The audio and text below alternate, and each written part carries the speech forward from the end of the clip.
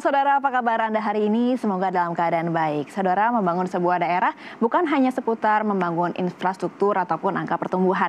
Namun bagaimana setiap warga, mulai dari balita hingga lansia ini mendapat perlindungan, diberi akses dan juga diberikan harapan. Nah, salah satu misi besarnya sudah mulai dilaksanakan melalui program dedikasi di Kabupaten Kutai Kartanegara. Mulai dari makan bergizi gratis hingga subsidi biaya penunjang sekolah dan juga program Etam Sejahtera untuk kelompok masyarakat rentan. Lantas bagaimana implementasinya di lapangan dan sebenarnya apa makna strategis di balik upaya pemenuhan kebutuhan dasar secara merata ini? Kita akan bahas selama 30 menit ke depan bersama saya Egit Hapsari hanya di Zona Inspirasi.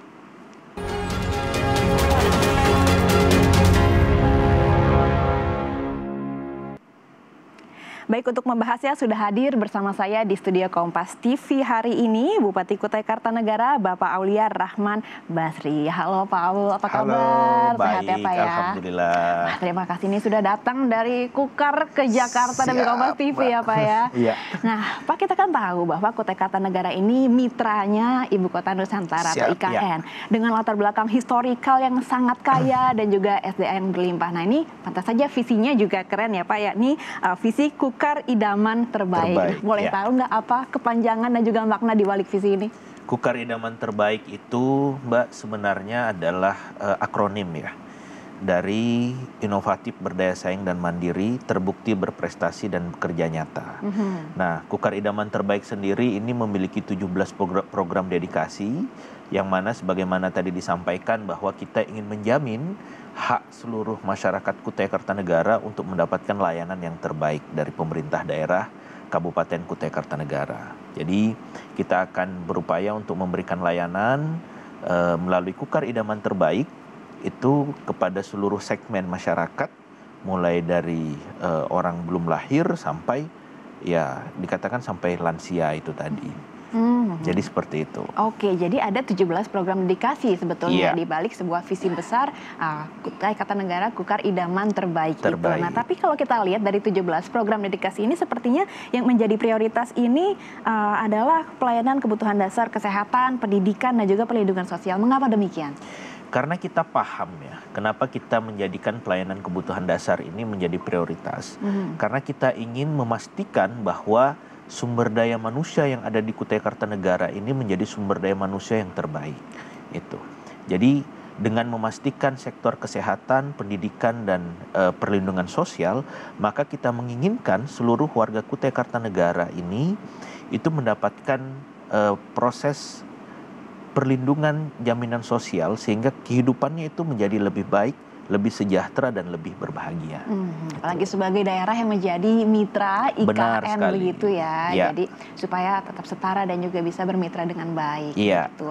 Nah, dari 17 program dedikasi ini juga sepertinya lebih mengusung ke perbaikan sejahtera dan juga SDM ya. Ini apakah juga merupakan bagian dari peralihan, karena kita tahu Kutai Kartanegara ini sebenarnya kaya akan sumber daya alam, pertambangan, migas, tapi kan ini tidak selamanya ya akan bergantung pada sektor ekstraktif tersebut. Bagaimana ke depannya Pak? Iya, memang Kutai Kartanegara ini bisa dikatakan 85% itu pendapatan kita di belanja pemerintah daerah itu bergantung kepada sektor ekstraktif. Nah, akan tetapi sebagaimana yang Mbak sampaikan tadi bahwa sektor ekstraktif ini punya batas waktu.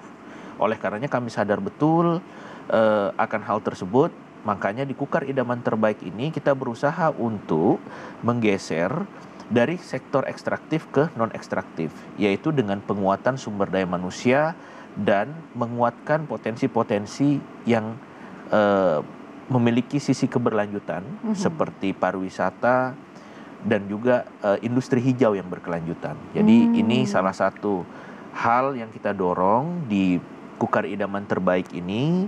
Makanya program-program yang kita lakukan di Kukar Idaman Terbaik ini seperti yang disampaikan tadi, memperbaiki sektor kesehatannya sehingga para pemuda-pemudi serta sumber daya manusia di sana itu memiliki sisi produktivitas. Kita perbaiki sisi pendidikannya sehingga secara kapasitas pendidikan itu semakin baik, dan perlindungan sosial sehingga tingkat kemiskinan di Kutai Kartanegara itu semakin bisa kita tekan. Oke, nah menarik juga ya bahwa sekarang lebih menuju ke pariwisata juga selain SDM tadi dan juga untuk yang lingkungan hijau. Nah, itu untuk pariwisata dan lingkungan hijaunya secara singkat akan seperti apa arah Kutai Kartanegara? Pariwisatanya kita ini sebagaimana kita pahami bahwa Kutai Kartanegara ini merupakan kota yang memiliki nilai heritage yang sangat tinggi. Betul sekali. Jadi kita merupakan kerajaan Hindu pertama di Indonesia, di Kutai Kartanegara, dan kita memiliki beberapa destinasi wisata di Kutai Kartanegara. Selain itu, kekuatan seni, selain destinasi wisata juga kita juga memiliki kekuatan seni pertunjukan di sana. Nah, makanya sekarang kita mencoba untuk menggandengkan antara sektor pariwisata dengan sektor ekonomi kerakyatan, yaitu UMKM. Nah, jadi harapan kita dengan penguatan sektor wisata, orang akan datang ke Kutai Kartanegara, dan kita sambut ketika orang datang ke Kutai Kartanegara, mereka akan spending money atau mengeluarkan uang mereka di Kutai Kartanegara, berbelanja di UMKM yang ada di Kutai Kartanegara. Nah, dari situ ekonomi juga terus berputar ya. Nah, kalau kita balik lagi ke pemenuhan pelayanan kebutuhan dasar tadi, Kutai Kartanegara ini kan wilayahnya bukan kecil ya, lumayan luas. Nah, tapi bagaimana dari pemerintah Kabupaten Kutai Kartanegara ini memastikan bahwa pemenuhan pelayanan kebutuhan dasar ini merata di seluruh daerah, Pak? Ya, memang sebagaimana kita pahami bahwa Kutai Kartanegara ini luasnya 27.000 km persegi. Mungkin kalau kita sandingkan dengan DKI Jakarta saja, mungkin sekitar 10 kalinya DKI Jakarta luasnya ini Kutai Kartanegara. Ya. Nah, untuk memastikan layanan kesehatan, pendidikan, dan perlindungan sosial itu hadir di seluruh masyarakat, maka layanannya lah yang kami dekatkan ke sana.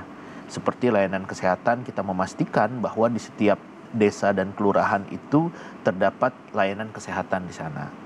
Di leveling kecamatan dengan berbagai pemetaan kita memiliki puskesmas. Di leveling lebih bawah lagi kita memiliki puskesmas pembantu, yang mana kita pastikan bahwa puskesmas pembantu ini hadir di seluruh desa dan kelurahan di Kabupaten Kutai Kartanegara. Begitupun sekolah-sekolah. Karena yang menjadi tanggung jawab pemerintah daerah itu adalah SD dan SMP. Kita memastikan bahwa secara pemetaan seluruh warga Kutai Kartanegara teraksesability dengan layanan pendidikan yang ada di Kutai Kartanegara. Nah, ini program-program ini kan masih fresh banget ya, Pak Al ya. Nah, baru sebulan. Baru sebulan nih, masih panjang perjalanannya. Tapi boleh nggak dikasih tahu kepada saudara Kompas TV apa saja mungkin yang menjadi indikator baik itu secara jangka pendek maupun jangka panjang? Kalau indikatornya secara umum ya, kita ingin kan meningkatkan angka kesehatan di Kabupaten Kutai Kartanegara. Kita ingin juga meningkatkan angka kita ingin meningkatkan angka lama sekolah di Kutai Kartanegara. Kita ingin menurunkan angka pengangguran dan kita juga ingin menurunkan angka kemiskinan, sehingga dengan variabel-variabel ini harapan kita ini akan menjadi penanda bahwa program-program yang kita laksanakan itu berhasil. Tentunya kita berharap program-program yang kita laksanakan ini memberi dampak terhadap masyarakat Kabupaten Kutai Kartanegara. Memang ujung dari program ini kita berharap masyarakat Kutai Kartanegara akan semakin menjadi lebih sejahtera dan secara batinnya merasa lebih berbahagia. Oke, ya, fisik juga dan juga rohaninya juga tentu saja ya. Oke, semakin menarik perbincangannya. Nanti kita akan bahas lagi ya Pak ya mengenai program dedikasi yang sebenarnya ada 17 tadi. Dan saya masih ditemani Bupati Kutai Kartanegara Bapak Aulia Rahman Basri, dan kita akan membahas lebih dalam mengenai program dedikasi yang tadi ada 17 ya. Tapi memang fokusnya ke pelayanan kebutuhan dasar nih. Salah satunya ini ada makanan bergizi gratis, tapi ini selain balita kok lansia juga. Nah, ini apa bedanya dengan program pemerintah pusat nih Pak? Nah, untuk program makan bergizi gratis ini, kami dalam program dedikasi Kukar Idaman Terbaik ini menyebutnya dengan MBG Plus. MBG Plus. MBG Plus, di mana kalau kita lihat kalau di MBG itu memberi makan kepada anak-anak sekolah ya. Nah, kalau kami melihat bahwa karena pengalaman kami pada saat kita menangani stunting di Kabupaten Kutai Kartanegara, dan hari ini angka stunting kita sudah berada di bawah angka nasional ya, berada di bawah angka nasional, dan lumayan waktu itu kita menurunkannya. Saya lihat data. Nah, belajar dari situ maka kita melihat bahwa balita dan lansia ini harus juga memiliki atensi atau perhatian kita. Karena apa? Kenapa balita? Karena kita ingin memastikan bahwa anak-anak kita nanti yang tumbuh dewasa itu tidak kekurangan zat gizi. Itu. Nah, dan kedua kenapa lansia? Karena kita paham bahwa umur kan Mbak tidak ada yang bisa menahan. Menjadi tua itu keniscayaan. Akan tetapi menjadi tua dengan sehat itu yang harus kita jaga. Quote of the day, Pak. Iya, makanya oleh karena itu kita juga meluncurkan program makan bergizi gratis ini untuk balita dan lansia, di mana data kita memperlihatkan lewat data Posyandu itu kita memiliki balita itu sekitar 50 ribuan dan lansia itu hampir 59 ribu, hampir 60 ribuan. Oleh karenanya ini menjadi atensi kita karena penduduk Kutai Kartanegara sendiri itu hampir sekitar 780 ribu, hampir 800 ribuan. Gitu. Jadi kita melakukan program ini untuk memastikan bahwa yang balita itu tercukupi kebutuhan gizinya untuk grow up, ya. Yang lansia kita pastikan kebutuhan gizinya untuk mereka tetap hidup sehat di hari tuanya, seperti itu. Oke, jadi memang sehat itu sebuah keniscayaan ya sebetulnya ya Pak ya. Nah ini mungkin beruntung juga karena bupatinya ini memiliki background dokter dan juga concern di kesehatan dan juga sempat menjadi direktur RSUD juga nih Pak. Waktu itu ya. Jadi memang sangat concern sekali kepada sektor kesehatan di Kutai Kartanegara ini. Namun untuk program MBG Plus ini bagaimana teknis pelaksanaannya di lapangan Pak? Tetap nanti kita akan melibatkan sektor-sektor terkait. Selama ini kan base kita itu ada di Posyandu dan itu tetap akan kita laksanakan. Selain itu juga nanti akan dibantu oleh kader-kader atau teman-teman dari PKK. Selain itu juga dari lintas sektor juga kita akan libatkan untuk implementasi dari program ini. Sehingga apa? Sehingga dengan data yang tepat, sasaran yang tepat, dan implementasi yang tepat, target kita terkait dengan balita dan lansia ini bisa tercapai.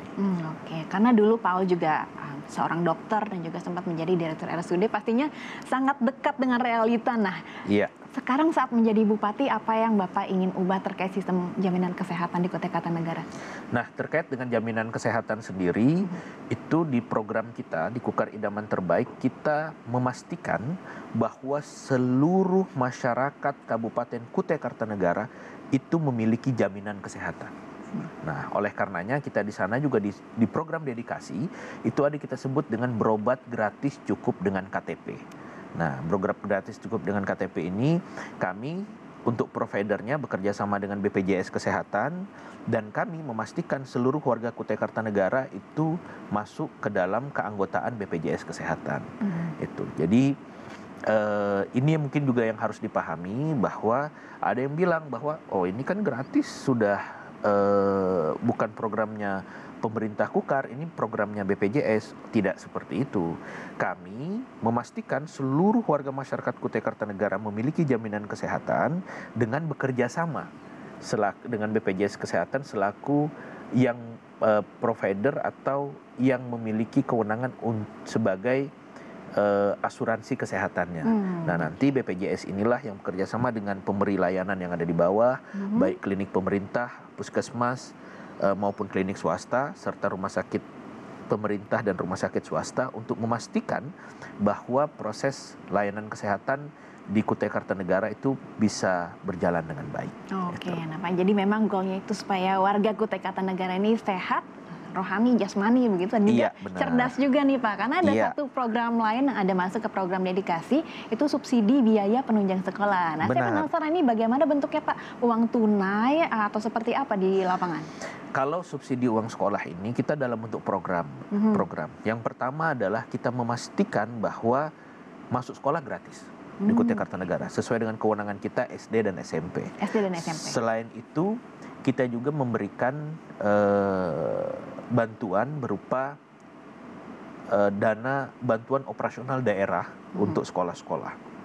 Dan selain itu juga di sekarang itu kami memberikan program pemberian seragam gratis untuk anak sekolah. Itu di jenjang apa saja tuh? SD dan SMP. SD dan SMP. Iya, fokusnya SD, sampai SMP. Jadi PAUD, SD, SMP sesuai dengan kewenangan dari pemerintah kabupaten. Tapi untuk sektor pendidikan sendiri, apa masalah yang ingin Pak Aul selesaikan untuk Kabupaten Kutai Kartanegara?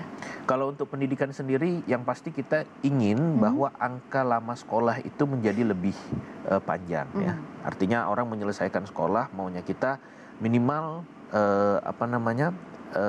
minimal di Kutai Kartanegara ini mereka ya bisa menyelesaikan pendidikan, harapan kita ya mereka bisa menyelesaikan pendidikan tingkat SMA kemudian berkuliah, karena kita juga menyediakan program beasiswa untuk anak-anak kita yang pengen, atau karena SMA sudah gratis dijamin oleh pemerintah provinsi.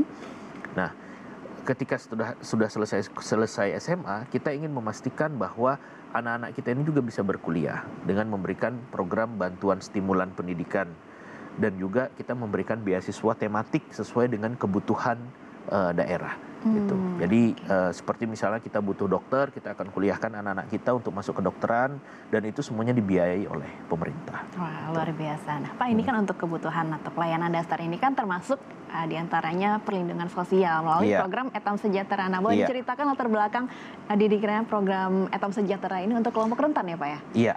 Kalau program Etam Sejahtera sendiri adalah kami ingin memastikan bahwa di Kutai Kartanegara ini perlindungan sosial ini berjalan dengan baik.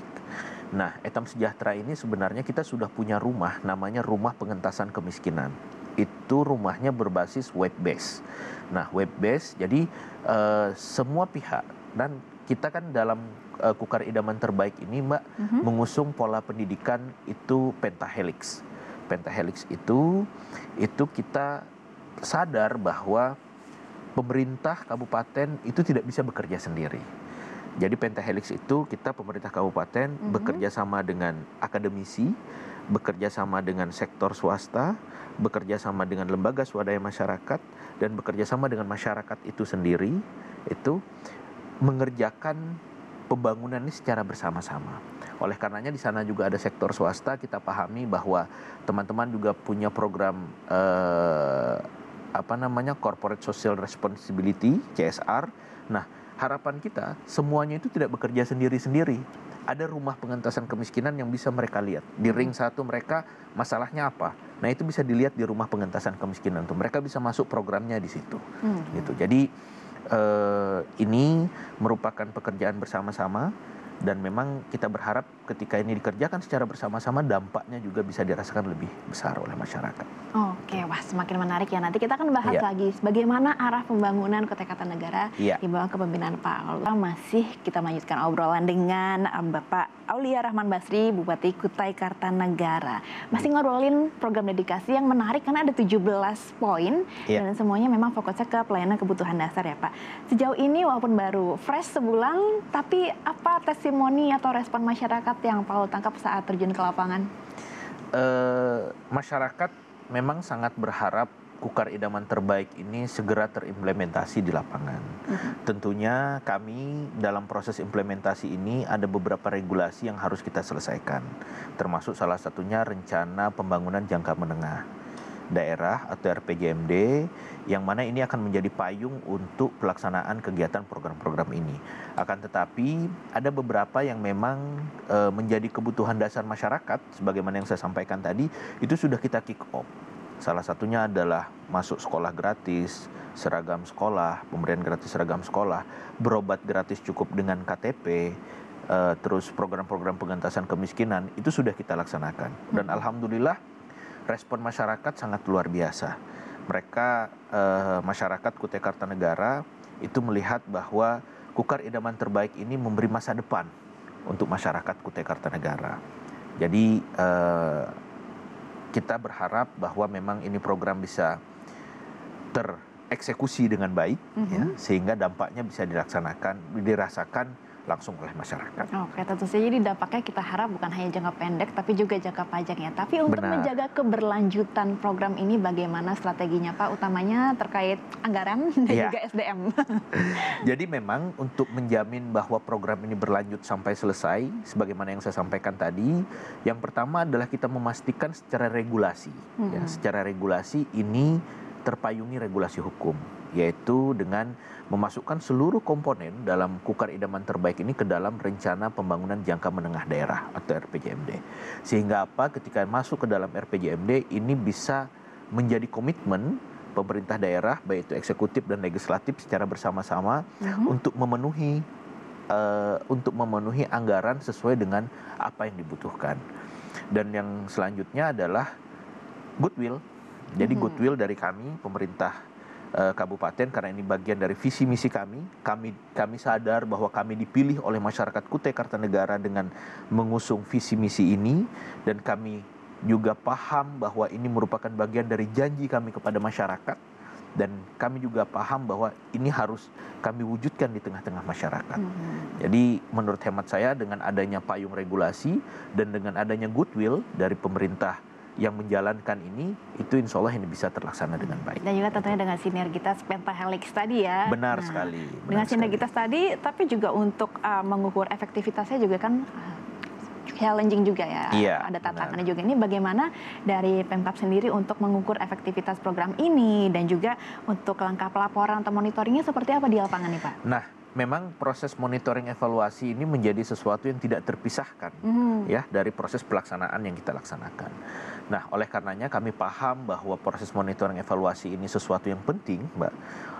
Kami punya di Kukar Idaman Terbaik ini nanti akan membangun pusat data informasi di masing-masing kecamatan, sehingga kita bisa monitoring tuh bagaimana pergerakan data keberhasilan dari Kukar Idaman Terbaik ini sendiri selama ini diimplementasi. Jadi dan kita apalagi di Kukar Idaman Terbaik ini, basis pembangunan kita adalah di organisasi terkecil, yaitu RT. Nah, oleh karenanya, karena basis pembangunan kita di organisasi terkecil RT, kita punya program 150 juta per RT, itu untuk kegiatan sosial kemasyarakatan serta pembangunan yang ada di RT. Nah, lewat program ini juga kita bisa memonitoring sejauh apa efektivitas dan dampak dari program dari Kukar Idaman Terbaik itu sendiri. Nah, kalau mau masyarakat mau melapor nih, ini jalurnya bisa lewat mana? Kayaknya Pak Bupati juga ada Instagram, bisa lewat situ, atau ada hotline khusus kah? Kita kalau proses pelaporan yang seperti yang disampaikan tadi, itu sebagaimana yang saya sampaikan tadi bisa lewat organisasi terkecil, lewat RT, akan tetapi di setiap kecamatan kita punya desk, pusat data dan informasi, dan di sanalah kita merampungkan semua proses keluhan-keluhan yang dialami oleh masyarakat itu sendiri. Nah terakhir, apa harapan atau pesan yang ingin Pak Ulul sampaikan kepada warga Kutai Kartanegara supaya program dedikasi yang sudah sangat bagus dan inspiratif ini bisa menjadi gerakan bersama, bukan hanya pemerintah saja? Ya, benar sekali. Jadi harapan kami adalah kita harus bekerja bersama-sama, sebagaimana yang saya sampaikan tadi dengan konsep pentahelix itu tadi, dan kami berharap dukungan dari seluruh warga masyarakat Kutai Kartanegara untuk kita bersama-sama mengawal program Kukar Idaman Terbaik ini, yaitu di tahap implementasinya. Karena apa? Karena kita berharap dengan adanya atau diimplementasikannya program Kukar Idaman Terbaik ini akan memberikan dampak dan kebaikan untuk Kutai Kartanegara, sehingga kita akan menciptakan masyarakat Kutai Kartanegara yang sejahtera dan berbahagia. Sesuai visi tadi, visi Kukar Idaman Terbaik. Sukses terus dengan program dan juga kinerjanya. Masih banyak perjalanannya, masih panjang, tapi semoga semua dilancarkan ya. Terima kasih untuk ngobrol-ngobrolnya di Kompas TV di Zona Inspirasi. Siap. Bapak Aul, sukses selalu. Nah, itu tadi saudara bincang-bincang kita bersama Bupati Kutai Kartanegara, Bapak Aulia Rahman Basri. Dengan tadi visi Kukar Idaman Terbaik, semoga Kukar terus maju dan juga ini menjadi contoh nyata program yang baik karena menyentuh semua lapisan masyarakat ke pokok dan juga layanan kebutuhan dasarnya. Saya Gita Hapsari pamit undur diri. Terima kasih sudah bersama Zona Inspirasi. Sampai jumpa.